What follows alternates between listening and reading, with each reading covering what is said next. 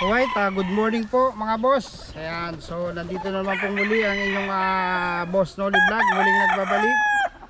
Welcome na naman tayong muli sa ating isa na namang episode. At welcome back sa ating munting YouTube channel.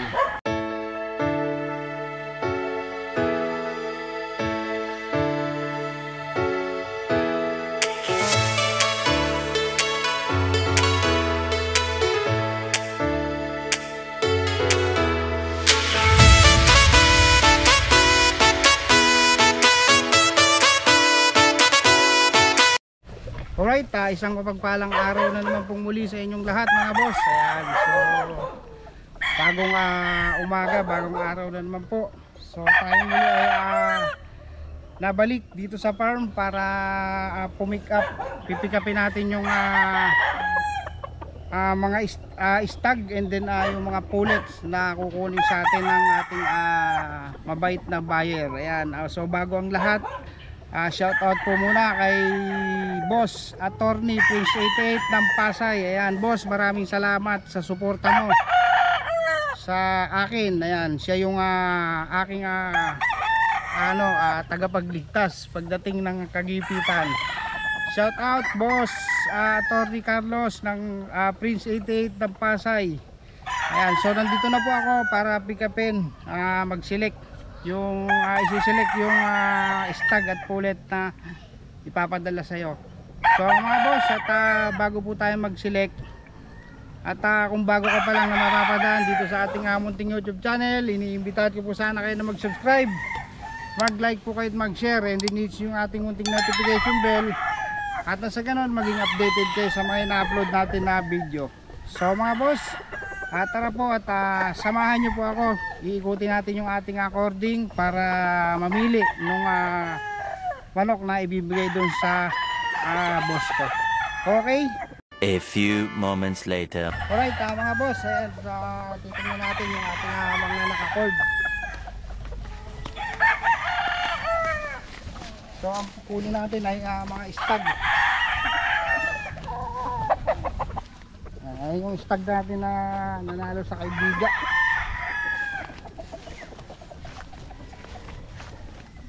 Ayan, so bibigay natin ay mga gray.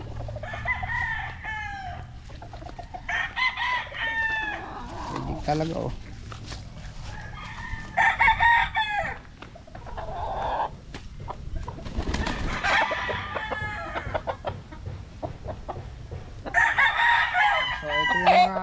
Gray natin na mga pagpipilian. Ganda nitong gray na to.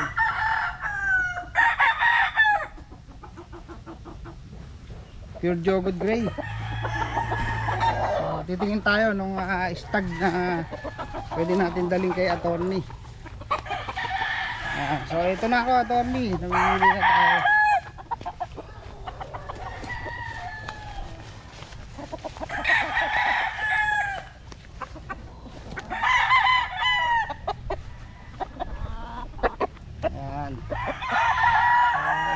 Maganda sana to, kaso medyo nagkaroon siya ng konting diferensya sa ulo dahil nung bata ito yung punching bag dun sa range.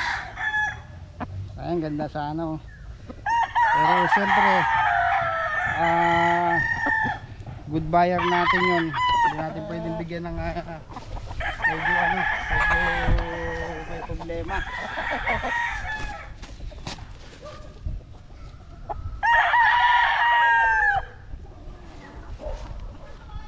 So ito naman medyo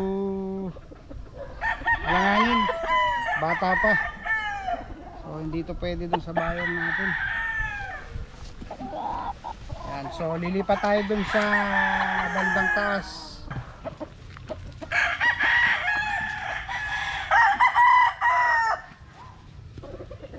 So mga boss, dun sa mga nagtatanong bakit puro gray, ang gray po kasi natin is yun yung ating baseline. Ayan, kaya kung mapapansin nyo, halos lahat ng breed ko rito puro gray.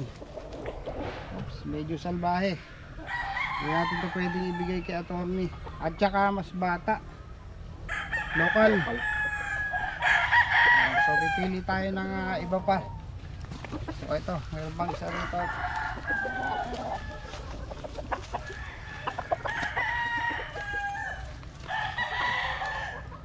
Ito.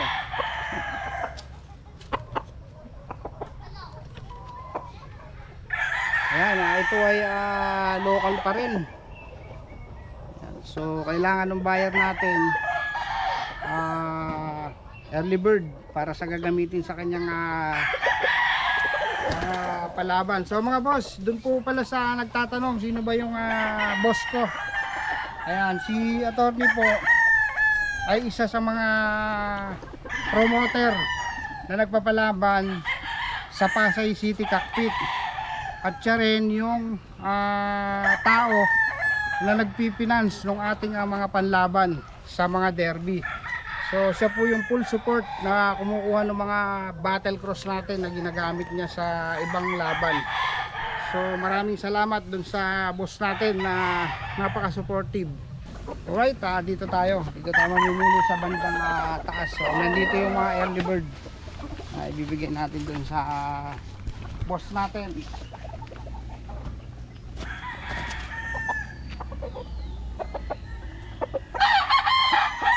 Ayan, ito yung mga early bird natin.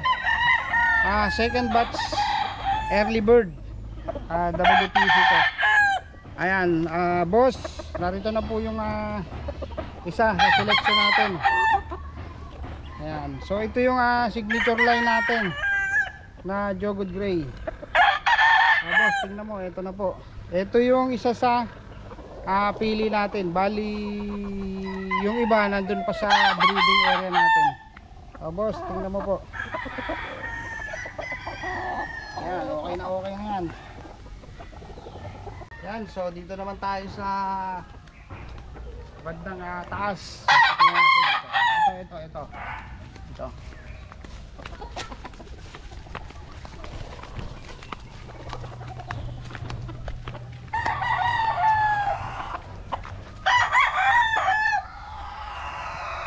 Yan, at ito attorney, medyo napakaganda nito.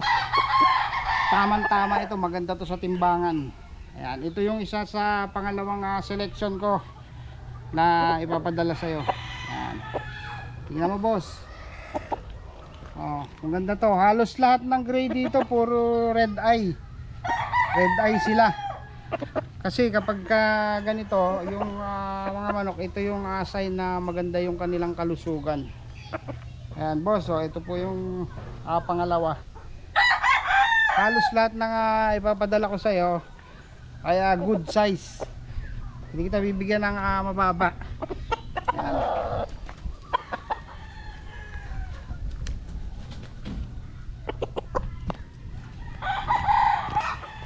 So bali nakakadalawa na tayo. So dito naman tayo sa medyo bandang taas. Ito.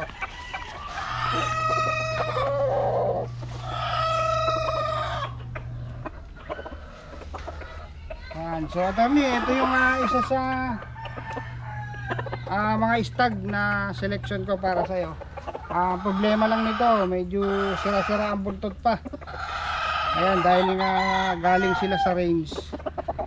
So ito yung isang early bird na pinili ko sa'yo. So pasensya ka na, hindi kita mabigyan ng pula kasi lahat ng pula mababa ang sukat, medyo mababa at saka manipis ang katawan. So nakakahiya naman kung ibibigay ko sa'yo manipis ang katawan. So siyempre ikaw yung unang buyer na kumukuha sa atin, so dapat good. Yan, so narito yung isa na Jogod Gray. Ayan po attorney. Yan, good size yan para sa stag derby, magagamit mo yan. Yan, ang ganda yan. Alright, attorney, narito naman yung isa po na ulit. Ayan, ito po yung white kelso natin, over 20k, grand kelso, straight kelso. Ito yung isa sa napili mo. Ayan, napulit.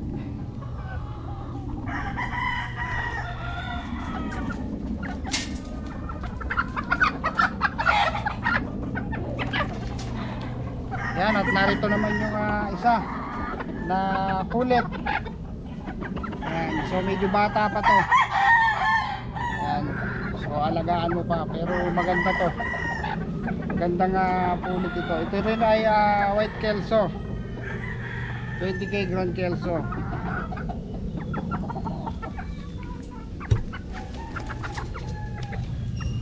Ayan na po yung dalawang pullet.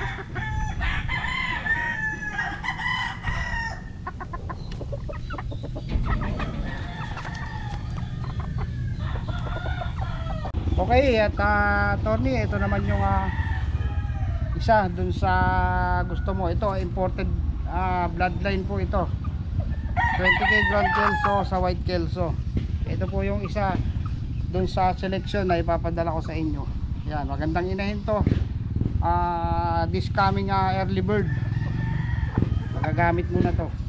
Yun, at narito naman yung isa pa dun sa pullet na ipapadala sa iyo. Ito naman ay poster kelso over jogwood gray. Ayan, so bali dalawa, ready to breed. Ayan, so maraming salamat sa pag-avail mo dun sa ating mga bloodline, sa ating mga manok. Ayan, good luck po sa inyo. At naway magpanalo yung mga nakuha nyo, and then makapag-breed kayo ng marami. Maraming salamat po. Okay, at so ayan, nakatapos na naman tayo ng isa na naman nating episode ng ating vlog. Ayan, so dito na po natin tatapusin ang ating munting vlog. Ayan, sa mga boss natin dyan na mapapadaan dito sa ating munting YouTube channel, iniimbitahan ko po sana kayo na mag-subscribe, mag-like po kayo at mag-share, and then hit nyo yung ating munting notification bell. At sa ganon, maging updated kayo sa mga ina-upload natin na video. So ayun lang. At maraming salamat at good luck po sa lahat. I know gold is not